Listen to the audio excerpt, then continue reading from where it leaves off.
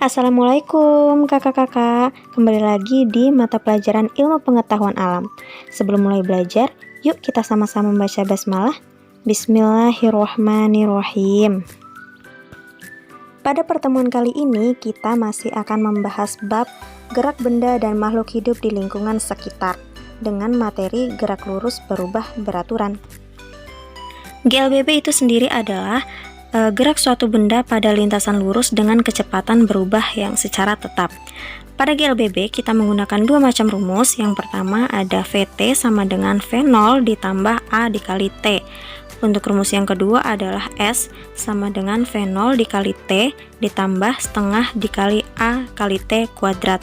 Mohon maaf, di situ ada sedikit kesalahan penulisan rumus. Kemudian di bawah sudah ada keterangan ya makna dari simbol-simbol beserta dengan satuannya masing-masing. Perlu diketahui bahwa GLBB itu memiliki dua jenis, yaitu GLBB dipercepat dan GLBB diperlambat.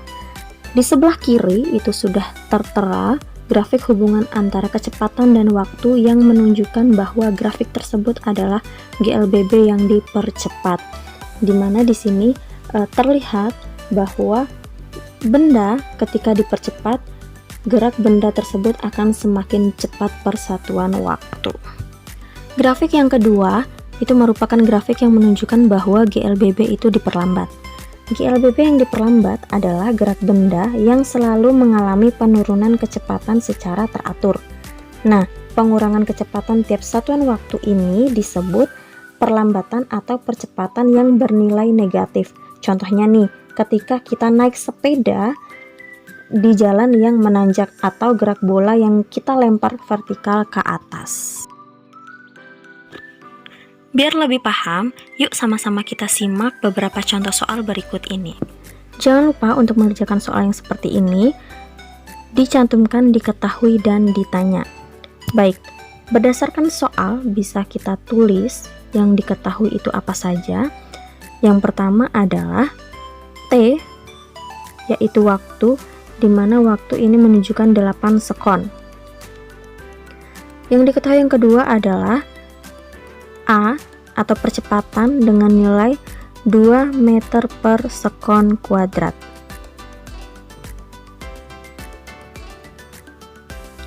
Kemudian yang ketiga adalah kecepatannya mencapai 65 meter per sekon, artinya di sini VT atau kecepatan akhirnya yaitu 65 meter per sekon. Kemudian yang ditanya di sini ada dua. Yang pertama, berapakah kecepatan awalnya dan hitung jarak yang ditempuh dalam waktu 8 sekon. Kalau yang ditanya adalah kecepatan awal atau V0, kita menggunakan rumus yang pertama yaitu VT sama dengan V0 ditambah A dikali T. Langsung kita substitusikan, VT itu nilainya 65 sama dengan V0 itu yang dicari, kemudian ditambah A nilainya 2, kemudian T itu nilainya 8. Kita tulis ulang lagi, 65 sama dengan V0 yang dicari, kemudian 2 dikali 8 yaitu 16. Oke, kita balik lagi, V0 sama dengan 65, 16-nya kita jadikan satu ruas dengan 65, berarti nilainya minus 65 dikurang 16. Hasilnya adalah 49 meter per sekon. Kita beri garis pembatas terlebih dahulu untuk mengerjakan yang kedua. Pertanyaan yang kedua adalah jarak yang ditempuh dalam waktu 8 sekon. Untuk jarak itu menggunakan simbol S. Nah, S itu sendiri adalah rumus yang kedua, di mana rumus tersebut adalah S sama dengan V0 dikali T ditambah setengah dikali A dikali T kuadrat. Oke, langsung saja kita substitusikan sama seperti tadi. Untuk V0 itu nilainya 49, kemudian dikali dengan T nilainya 8, ditambah setengah, dikali A, itu A nilainya 2 meter per sekon kuadrat, dikali T kuadrat atau 8 kuadrat.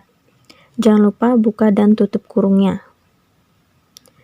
Sama dengan 49 dikali 8. 49 dikali 8 itu nilainya 392, ditambah 2 dibagi 2 itu 0, udah 8 kuadrat itu 64, berarti hasil akhirnya adalah 392 ditambah 64 yaitu 456 meter. Jadi jarak yang ditempuh dalam waktu 8 sekon itu adalah 456 meter. Lanjut ke soal berikutnya. Berdasarkan bunyi soal, di situ sebuah mobil yang mula-mula diam. Artinya, ketika soal mengatakan mula-mula diam, berarti V0 atau kecepatan awalnya itu bernilai 0 meter per sekon. Kemudian, berikutnya yang bisa kita ketahui adalah T atau waktu. Di situ tertulis waktu bernilai 15 sekon. Yang terakhir, itu adalah kecepatannya menjadi 144 km per jam. Artinya VT atau kecepatan akhir itu bernilai 144 km per jam. Di mana kilometer per jam ini harus kita ubah dulu ke meter per sekon. Nah, bagaimana sih cara mengubahnya? Kilometer kita ubah ke meter. Kilometer ke meter itu beda 3 anak tangga, artinya kita kalikan dengan 1000. 144 dikalikan 1000 per 1 menit itu 1 jam itu ada 60 menit. 1 menit ada 60 detik, maka 60 kali 60 itu 3600. Nolnya belakang itu bisa kita coret atas dan bawah, kemudian 144 dikali 10 berarti 1440 per 36. Nah, 1440 per 36 itu hasilnya adalah 40 meter per sekon. Baik, VT-nya kita udah ketemu, udah diubah. Kita tulis garis pembatas. Kita langsung saja menggunakan rumus yang pertama tadi, yaitu VT sama dengan V0 ditambah A dikali T. Kita substitusikan nilai-nilainya sama seperti soal yang sebelumnya. Untuk VT itu kita tadi dapat 40 meter per sekon. Untuk V0 tadi 0 ditambah A itu yang kita cari. Untuk T itu 15 sekon. Langsung aja ya. 40 sama dengan A kali 15 berarti 15A ya. 15A. Nah, berarti A sama dengan 40 dibagi 15. Sama dengan 2,6 sekian. Tapi kita di sini pakai 2 angka di belakang koma ya. Kalau 2 angka di belakang koma berarti 2,67. Satuannya berarti meter per sekon kuadrat, karena itu adalah percepatan.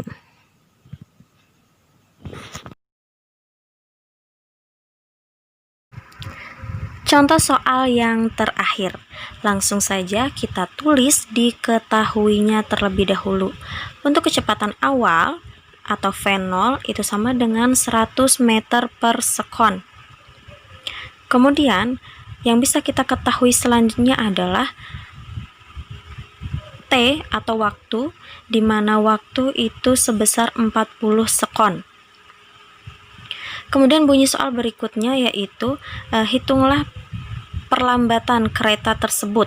Nah, di sini kereta mengalami perlambatan karena perlahan-lahan direm, maka kecepatan akhirnya itu sama dengan 0 karena ingat perlahan-lahan direm. Berarti di situ yang ditanyakan ada 2, perlambatan kereta dan jarak yang ditempuh. Kita hitung yang A terlebih dahulu, perlambatan. Seperti tadi yang telah dijelaskan, perlambatan itu sama dengan percepatan. Nah, kalau sudah begitu berarti kita masih menggunakan rumus yang pertama, yaitu VT sama dengan V0 plus A dikali T. Oke, langsung saja kita tulis A sama dengan VT dikurang V0 per T. Lalu kita substitusikan angka-angkanya. Untuk VT itu tadi nilainya 0, kemudian dikurang V0 itu V0-nya 100 per T. T-nya yaitu 40 sekon. Nah, sekarang kita hitung 100 dibagi 40 yaitu 2,5 meter per sekon. Di situ nilainya negatif karena mengalami perlambatan. Bagaimana? Mudah ya? Oke, langsung kita garis batas dulu. Kita hitung yang kedua, yaitu jarak yang ditempuh dari mulai pergerakan sampai berhenti. Untuk jarak, simbolnya adalah S. Berarti kita menggunakan rumus yang kedua, yaitu S sama dengan V0 dikali T plus buka kurung setengah dikali A dikali T kuadrat tutup kurung. Langsung saja kita substitusikan kembali angkanya. V0 itu 100, T itu 40 ditambah dengan setengah dikali A itu tadi 2,5 dikali T kuadrat.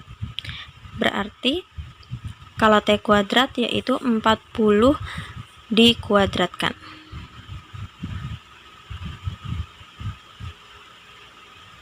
Oke, sekarang 100 dikali 40 berarti 4000.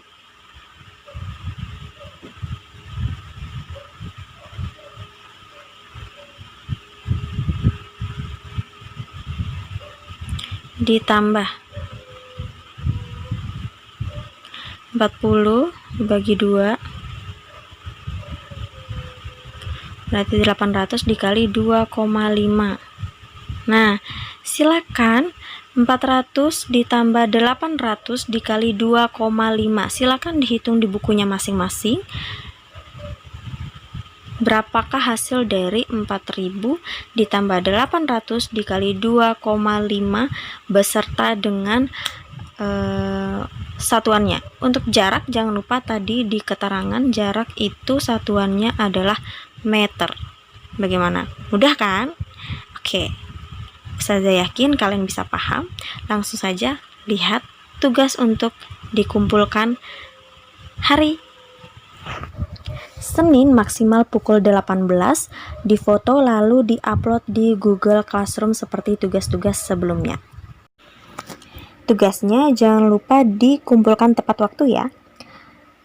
Kakak-kakak, pada bab gerak benda dan makhluk hidup kita juga akan mempelajari tentang gaya.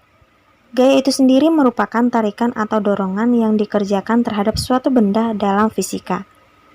Untuk contoh dari gaya, itu seperti bola kasti yang berubah arah ketika dipukul, atau ketika kita menarik atau mendorong pintu. Itu salah satu contoh dari gaya. Tetapi gaya itu ada beberapa jenis. Yang pertama, ada gaya sentuh, yang kedua ada gaya tak sentuh. Gaya sentuh itu sendiri adalah gaya yang dihasilkan jika sebuah benda bersentuhan. Misal ketika kita mendorong meja, atau kita menarik pintu, atau ban motor yang bergesekan dengan aspal. Itu semua contoh-contoh dari gaya sentuh. Kemudian gaya tak sentuh. itu adalah gaya yang muncul tanpa disentuh. Misalnya, ketika gerak gravitasi, yaitu buah yang jatuh dari pohonnya.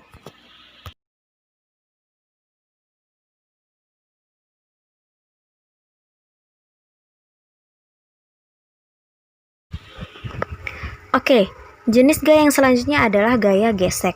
Gaya gesek ini adalah gaya yang terjadi karena adanya gesekan antar dua permukaan benda yang saling bersentuhan.